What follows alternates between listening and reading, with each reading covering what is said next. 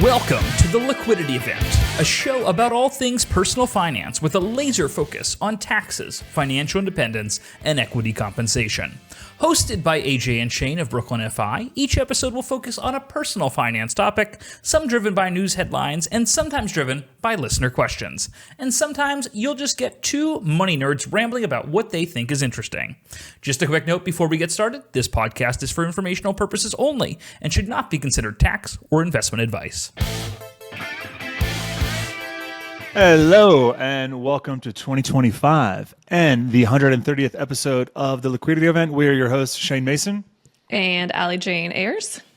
And this is episode 130 being recorded on January 7th, 2025, airing Jan 10.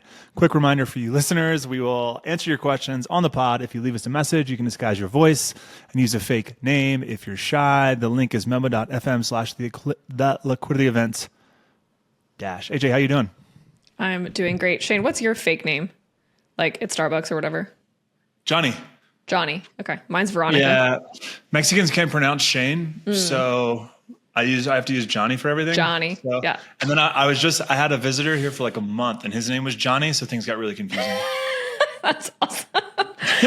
Yeah, I do Veronica. That's a go-to. Nabil, which is already a hard name for a lot of people to understand. He's Max, which is like arguably the easiest name. But sometimes we'll be like waiting and someone will be like, Max.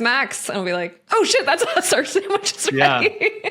Well, that's also the number one dog name in the world. Oh, really? Okay. Yeah. Isn't that the dog in The Grinch Who Stole Christmas? Max? Yeah, I don't know. It's like the most dogs. It's like most the Muhammad of dogs. Love it. We've got a great show for you today, folks. We've got 2025 IPO outlook. Does money make you happier? And someone who's got early retirement regret. Happy 2025. Yeah. How was your 2024 in summary? In summary, 4 out of 10. 4 out of 10. Dear God. How about you? Not really. I went through some really personal, really hard things in the first half of the year and kind of started to sort it out in the last quarter of the year. So I turned it around. But yeah, it was a really hard year for me personally. How about you? Yeah, not definitely higher than a 4 out of 10. I don't know. I did crack my shoulder in half and had to get surgery. That was my first big surgery. So not a huge fan of that. Still haven't been in the gym in like a year, but yet we persist, AJ. My hair is receding, my gums are receding, and yet we persist. We persist. Yeah. I mean, big year. Great year, 2024 for a lot of reasons. Great year at Brooklyn FI. Brooklyn FI grew. We have an amazing team. We did some reflecting with John, our managing partner, and Caitlin and Dan, our department leads, at the end of 2024. We had an awesome client party. We got to catch up with clients IRL as a remote firm. That's always really fun. That was a banger of a party, if I don't say so myself. So yeah, I would say a really great end to 2024, but not so much in whole. Looking back, reflecting, crap year for AJ. But that's okay. Sorry to hear. Hey, at least the party that you begged me to spend extra money on was a success. And you have a green light from now on. You won't hear any pushback from me anymore. One of the best parties we've ever had, and it looks like we're going to continue to have great client parties in the future. Indeed. Oh yeah, that's an personal update for me for 2025. Is that I am studying for the New York State notary exam. So I'm going to become a notary, so it can help our clients remove all frictions to getting their estate plan done. So once a quarter, I'm going to be hosting a happy hour somewhere in Brooklyn. Maybe you'll come. I think, Shane, you're going to come to the first one. We'll plan it to make sure you're there. I'll be there in March, but I don't know if I'll recognize you once you get your notary status. So you'll have to... I'll have to wear a notary... I'll have to get my notary tattoo under my bangs. Yeah, it'll be like walking into a first date. Like, hey, I'm the tall blonde guy. I'm the notary. Blue shirt. Yeah. You'll have to remind me what you look like. So that'll be fun. All right. So big show today, right? Yeah, well, what are you in the world, by the way? Let's do a little quick catch-up, little personal catch-up for the audience. Looks like you're in, that bookshelf is looking like New York City. I'm in New York City. I'm in good old Fort Greene, Brooklyn. How about you? That's it? You had a car alarm going off? Oh, yeah, big update. Yeah, there's a car alarm that's been going outside my apartment for the past 6 hours. Luckily, I've got these great noise-canceling headphones, so I can sort of hear it through. I think it actually stopped. But yeah, that was a very exciting building condo email chain this morning. Bro, you didn't even mention that I'm wearing the... Oh my God, look at your Liquidity event sweatshirt. That's awesome. Always repping. I'm surprised you haven't lost it, but I'm happy that you haven't. That's because you only lose the good clothes. All right, so what is next on the list here? We have what? Wait, so you got in a fight with your neighbors about this car alarm? No, I didn't get in a fight. I was passively watching the passive aggressive emails trickle in. Like, whose fucking car is that? Whose damn Subaru is that? Someone took a photo of the license plate. It was like, whose car is this? Please turn it off. I'm trying to get my work done. So I'm going to go up to 7B and give them some extra noise canceling headphones. But if this isn't a personal finance question, but what do you do if you got an email and like you're like in Jersey and your car alarm's going off back in outside your house and all your neighbors are freaking out? You just send I presents? think you send I'm so sorry, guys. I was stuck at work. I don't know how that happened. I don't know how it happened either because it's a completely protected garage. So like the snow must have melted weirdly and triggered it. Like who knows? Or yeah, a young vigilante might have kicked it in the bumper. It would be very difficult for a young vigilante to get to this car. Let me just say that.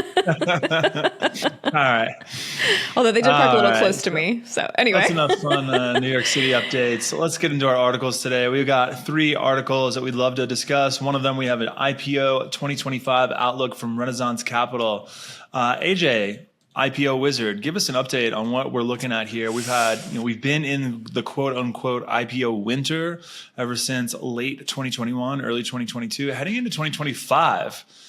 We're almost 3 years in to these below average numbers of IPOs. We've got a lot of companies that are going through. We're going to talk about a company that is going Series J later, DataBricks. I think Squarespace is on, or I'm sorry, Stripe is on Series AF because they are the next. They ran around the alphabet. Yeah, you're a $70 billion valuation for a private company. You love to see it, folks. From Excel heads, they've gone beyond. This is like the Dutch East India company all over again. They're back around. So it's been frosty, right? 2024 was a bit of a thawing, we might say. I would say the biggest headline grabbing IPO in 2024 was Reddit, and rightfully so, right? We had a really strong debut and the stock price remains above IPO price, which in my book is a sign of a successful IPO. Who will be big in 2025? Do I think the IPO market is coming back? Yes, I do. That is based on, I think we kind of underestimated how much impact political uncertainty had in the markets. I think especially in the IPO market, there were a lot of big decisions that got delayed because that was an easy scapegoat.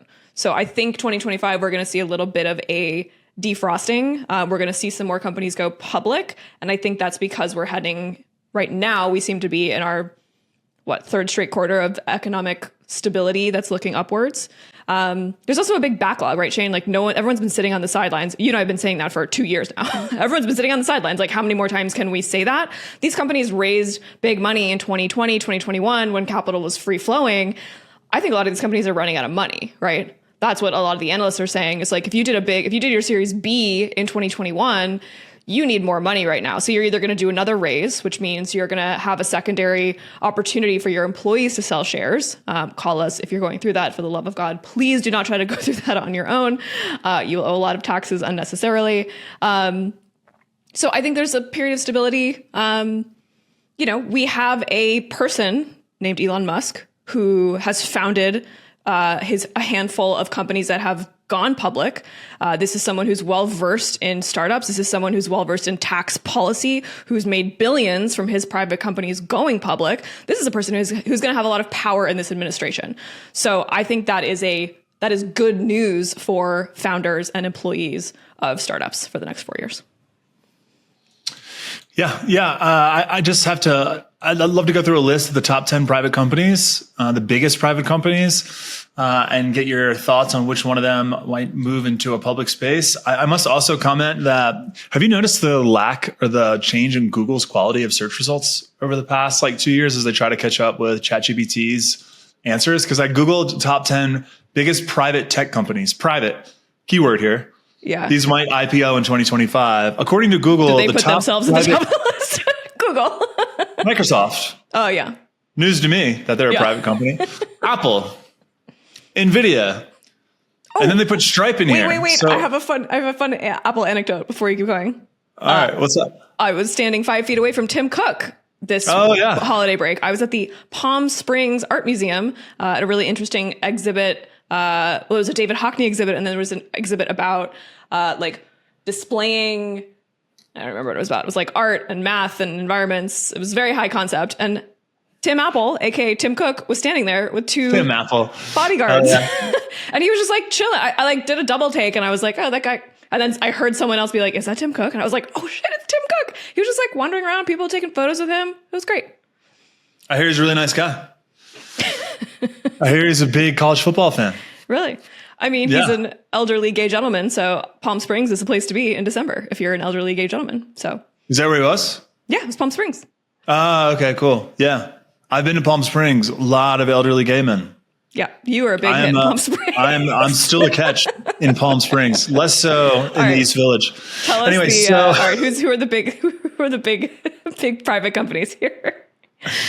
Well, Stripe did make this list. Anyway, so I go to ChatGPT to get an actual answer. Unfortunately, I have to burn down a forest or drain a dam to get answers from ChatGPT because it's not exactly the most economic or ecologically sound. Anyway, the number one, the biggest company, could you guess? You had to guess? Space company, you already mentioned the owner. SpaceX, yeah. SpaceX is worth $210 billion according to its latest valuation. OpenAI is number 2, $157 billion. Did you see that great meme, by the way, where it's got, the John Daly smoking a cigarette on the, like leaning against his golf club meme, and it's him, and Tiger Woods is standing in front of him, and OpenAI has $3 billion of revenue, but OnlyFans is the John Daly in this case because they have $7 billion in revenue. It's like, holy shit. Okay. OnlyFans, the John Daly of billion-dollar private companies. Yeah. Binance, one of the last remaining cryptocurrency exchange platforms. What's going on with the one that actually went public? Coinbase?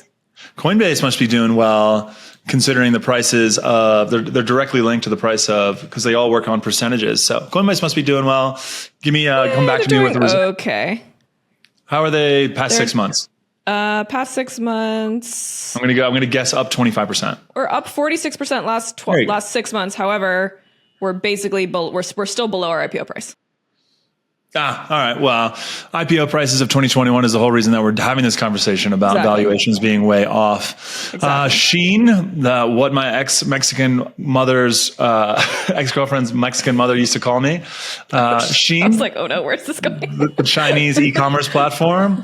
It's like the Mexican Zara, except they deliver, I believe. I actually don't know much about Shein, but they're huge in Mexico. I don't think they're as big in the United States yet. It's pretty. I think they're pretty big here. It's you want something. It's the Temu of fashion, if you will. There we go. Okay, thank you. DataBricks, number 5. Super exciting. I'm excited billion. Super excited about DataBricks. That's on my watch list for 2025. Yeah, of the top 5, only 2 are technically tech companies. SpaceX is hardware, Binance, crypto, Shein, e-commerce, DataBricks, and OpenAI are going to be tech companies in the top 5. And then quickly we got, Elon Musk is all over this top 10 list, unfortunately. He's number 6 at XAI. Somehow that's worth $50 billion. Stripe, number 7 on the Series AV or whatever they're on. Epic Games, number 8. Let's go. Ooh. Telegram, number 9. Can you believe Telegram? When was the last time you used Telegram? I guess it's kind of like an Instagram, like social networking, private platform. I have used it before.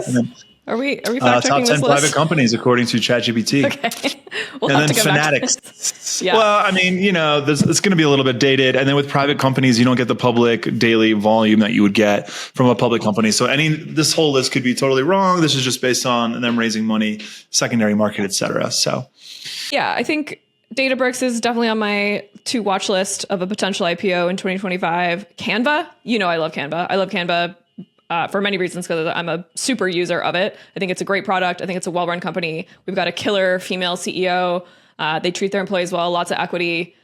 So yeah, I'm fingers crossed for a Canva IPO. Rippling, great HR all-in-one solution. We are not users of Rippling, but big fans of Rippling. We've demoed their product, 3 or 4 times now. So if you're a Rippling employee, I would say gird your loins for at least another tender offer, potentially an IPO in 2025. Anyone you've got CoreWeave also, that's another one. We've got a few CoreWeave clients, so we've got some content coming up about their equity plan. So watch bkfi.com for that. Actually, not bkfi.com. I'm sorry. bkfi.com is parked by a domain. What do you call them? Hoarder. And I refuse to give them $30,000. So you can find that information at brooklynfi.com. Speaking of DataBricks, just jumping down a little bit, there was this great quote from the DataBricks CEO being interviewed at an Axios event. Said, "It's dumb to IPO this year," this DataBricks CEO explained. He was referring to 2024, by the way, but that is a great headline. They just raised their Series J. I think we'll see them go public in the next, maybe not 12 months, maybe not 2025, but in the next 2 years. Yeah, I mean, I think with the CEO of DataBricks, he's very much a WYSIWYG. I knew you were going there. What you see is what you get with this guy. I feel like we're bad tech. I don't know. We learned this term yesterday, you guys, and then I pulled the group chat, and the group chat was like, "Yeah, of course we know what that is. WYSIWYG. What you see is what you get." Wait, really?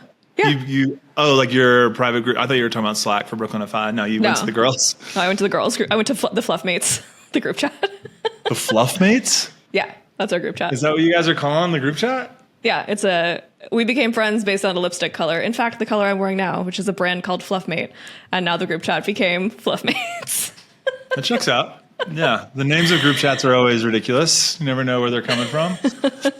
I've got Sidecar, I've got Hall Pass, I've got Fluffmates. We got one Billy or bus. Let's talk about Hall Pass. Let's not. Yeah, that's what I thought. I want to get that one recorded today. So, this article about the CEO of DataBricks, this was written in 2024, right? He didn't want to go public in 2024 because, which is understandable. I mean, valuations still aren't where they needed to be. We were getting forecasts from the Fed that they were going to cut interest rates, maybe potentially 3 times during 2025 because inflation got under control, despite it ruining Biden's presidential hopes for 2020 for a second election. And then they reversed that decision, and their forecast came down to only 1 rate cut. So that's bad for valuations, but what have you. But there was all this uncertainty with the election coming up, and now that we have certainty, and we probably have a more favorable for administration when it comes to mergers and acquisitions, we're probably going to see an opening of the floodgates. We did think that Reddit was, I don't know if there's going to be floodgates, but hopefully there's going to be an uptick or a reversion to the mean, so to speak, in terms of who's going public. So some of these people can get the liquidity that they've been working on for 5, 10, 15 years. We have a article later about a founder that worked for 10 years nonstop, finally got their liquidity, and now their life is a mess. But we'll be circling back to that. Circle back to that. Just for some context, folks, what we're talking about is in 2020, the calendar year 2020, there were 221 IPOs. In 2021, aka IPO Bonanza year, there were 397 IPOs. In 2022, there were 71. So that was a pretty big drop off if you decided to focus your financial planning firm in the equity compensation and IPO niche. So that was a fun year for Brooklynify. 2023, a little bit of recovery. We went from 71 to 108. Last year, 150. And, the great crystal ball of Renaissance Capital, the IPO experts, is saying that we'll see between 150 and 200 IPOs in 2025. Okay, great. But let's also talk about the quality of the IPOs or the type of IPOs that are happening. Because of the 108 that we experienced in 2023, I believe we got some of the unexciting items such as Webster grills that had been around for 70, 80 years. Yes. So we don't exactly have a strike price of 10 cents and a fair market value of $35 like we would see with a Spotify IPO or a Palantir IPO like we've seen in the past. So, we'll probably see with the DataBricks rapidly growing companies, more family-owned, multi-generational, closely held businesses, if you will, right? Because we've got Stripe, we've got thousands of employees with equity who will receive life-changing money if this company goes public. Same with SpaceX. Same with any of these companies we just talked about. Canva, we're talking about hundreds, thousands, in some cases. I don't want to push it to tens of thousands, but definitely thousands at a company like Stripe. This is the difference between I'm buying my first home and I'm not for 1,000 people. So let's get moving on this IPO, folks. What's crazy is Starlink isn't even in here. We didn't get a mention of Starlink, which is another IPO, another potential IPO for 2025, in the 12-figure range. I mean, it's worth hundreds of billions as well. So, sorry, I know you love it. I love it. Just a reminder. All right. Well, Shane's lost in thought. Folks, I have a personal update for you. Well, maybe Shane should tell us about this personal update. Okay, folks. So I'm sure we have a lot of Final Fantasy. Damn, Freudian slip. Gamer. Notice the gamer you found the gamer. Yahoo Fantasy Football. Jesus Christ. All right. We're just back. By the way, never go to see a professional right after New Year's, right after holidays. I have a personal update myself. I'm going to interject here for a second. I went to the dentist and it was her first fucking. And she was like, is this your mouth or your ears? What are we doing? Oh my God, dude. She was awful. She like had the device up in my cheeks. Ugh. She had double booked. So there was some guy in the living room. So the dental hygienist was constantly coming and going. So she was doing both the sucking of the spit and the cleaning of the teeth. And then she couldn't get this crown back on my tooth. She was like, you're going to have to come back Friday for 2 hours. I'm like, bro, no. So advice for our dear listeners. If you have a big, do not go to the dentist to go see your lawyer, etc. like January 3rd or 4th. Like let them let them defrost a little bit. God, I can't even defrost what I'm trying to say right now. Anyway, so yes, we play fantasy football every year, and there's 12 of us in Brooklyn FI that play, but only AJ and I have actual stakes wherein the loser has to do something interesting. And I beat AJ by just one game this year, which means that I get to send AJ on a mystery trip. So dear listeners, if you don't know AJ, she's not type A, she's type S. So something that would really drive her crazy is, and this is how it's S tier, C tier, B tier, A tier, S tier. You don't spend enough time on the internet. You ever seen a tier list? No. I'm sure just Google Taylor Swift concert tier list. That'll wrap you in there. You'll get up to date on that. So type S is above type A. Oh, okay. All right. So what I have done is I have picked a place in the country. I bought a ticket for AJ for this Friday. While you're listening to this podcast, I hope, and she will be arriving at the airport. She will be arriving at the airport. I forget if it's even LaGuardia or JFK at this point. I'll have to update you on Friday. No, wait. I sent you the takeoff time at least, right? You sent me the time, so I triangulated where it was. So I'm pretty sure it's LaGuardia, unless you were totally fucking with me and everything you said is a red herring, which I'm also assuming. All right. See, she has no idea where she's going, ladies and gentlemen. She doesn't even have a hotel booked. I guarantee. Wait, can I tell you my 3 guesses? I have 3 guesses. There is no New York Times 36 hours in this place for her to lean on how to have a good time when she gets there. I want to categorize I want to clock my 3 guesses. Okay, first guess is that you're truly diabolical and that you're actually sending me to Newark, New Jersey, and that you're going to send me on 3 different flights from LaGuardia to Cincinnati to Dallas to Newark, only to end up back in Newark, New Jersey in the freezing cold with nothing to do. That's my first guess. Good guess. My second guess is...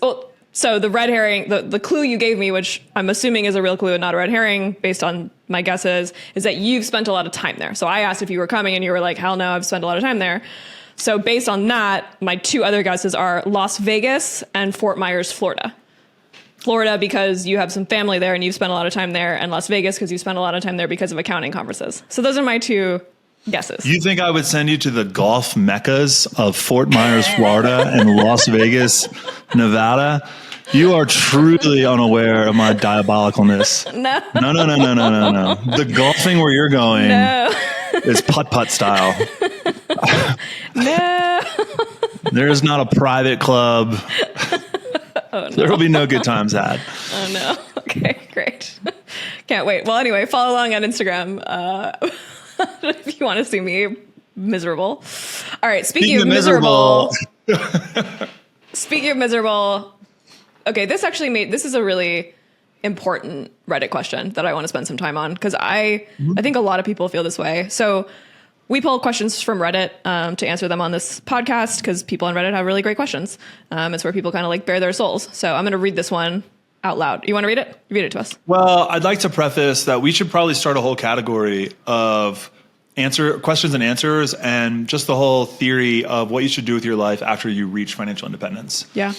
A lot of our clients have reached financial independence and they don't know what to do.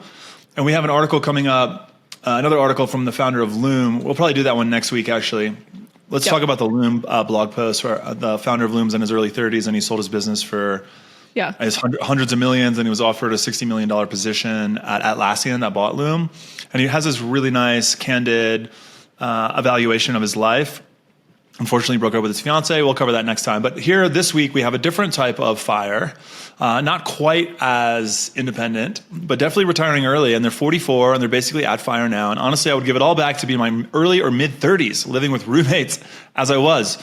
I don't know about that, AJ. I don't think you and I would do that. Sure, I have freedom and flexibility, but now friends are tied down with kids, work, parents, and other family are going old/infirm. People in general are busier with their lives and less looking for friends, new adventures, and I'm not as physically robust as I was. I hear you, brother. What a silly thing it seems now to be to front load your working during the best years of your life just so you can have flexibility in your later years when the flexibility has less to offer.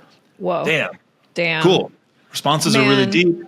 Yeah. This was 4 months ago on Reddit. A lot of responses from people. AJ, what's your take as a financial planner? My take as a financial planner is that I hear this so much, and it's so hard when we're out here telling our clients to do this savings. And yes, you just had a huge liquidity event. Don't blow it all in one place. Let's put it all in a long-term portfolio that's going to provide you for the rest of your life. Like, I don't know. I think the answer also has to just we have to come back to like, do things in moderation. Like, fire is crazy. Doing full on, I'm going to save 60% of my income and live like a hermit during my most robust physically active years, your best looking years of your life.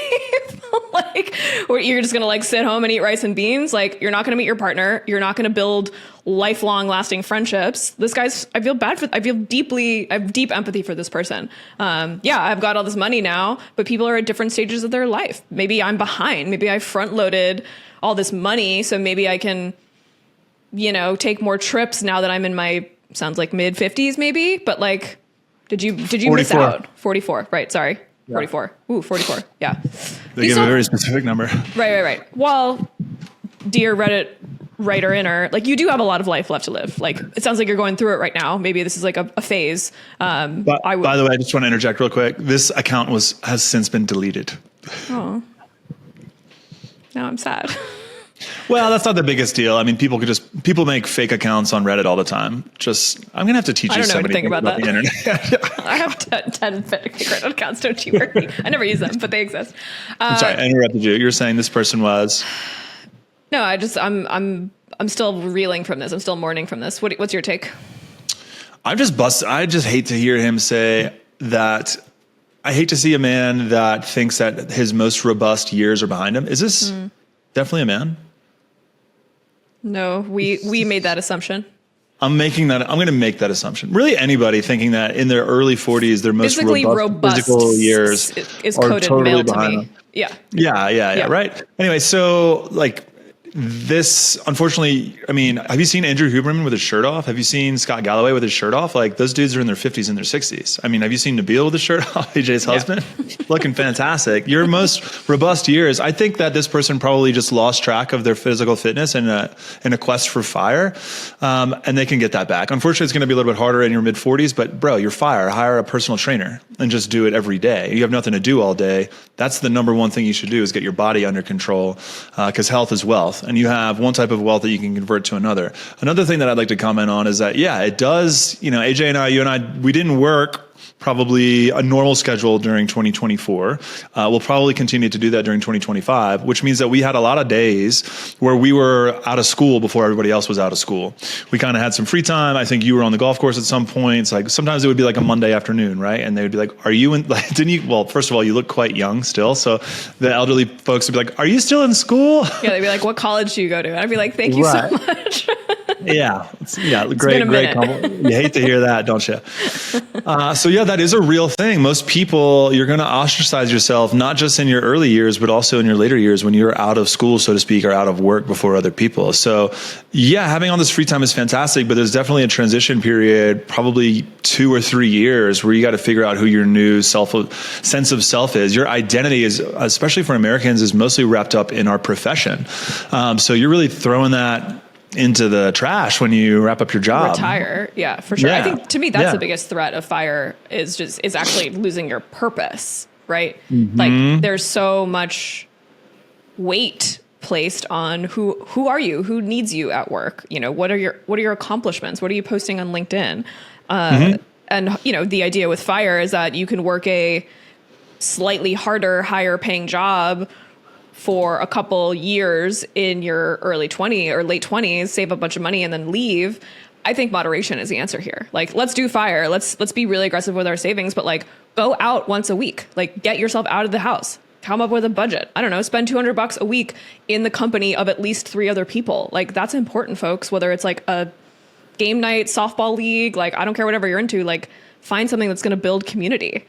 Shane, I do think you're right though about reinventing yourself. I think, you know, the beauty of where society is right now is that you can reinvent yourself with if you have money quite easily. You can move to another town, buy a house, get a new job, start over, get a new Instagram, and like you're a different person. And that's alienating, but you can make new friends and start your life over as many times as you want. Money can help with that.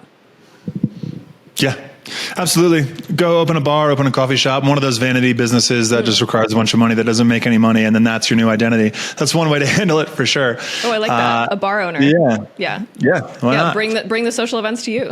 Why have to seek them out? This person doesn't strike me as the most extroverted, but that's one option. It's one option. Unfortunately, they probably won't see this response because they've deleted their account, or maybe they're embarrassed by it. Who knows? But yeah, if you want to talk some more about it, we're here at Rook on a Fi, rookonafy.com/pricing. All right. I think that brings us to the end of our episode, that AJ. Brings us to the end. Thanks so much for listening, folks. You can email us your financial problems at liquidityevent@brookonfi.com. Leave us a voicemail at memo.fm/the liquidity event. We will play it on the air. And finally, Stans can leave us a review if they want to be weird about it. We will see you next week. Happy New Year. Bye.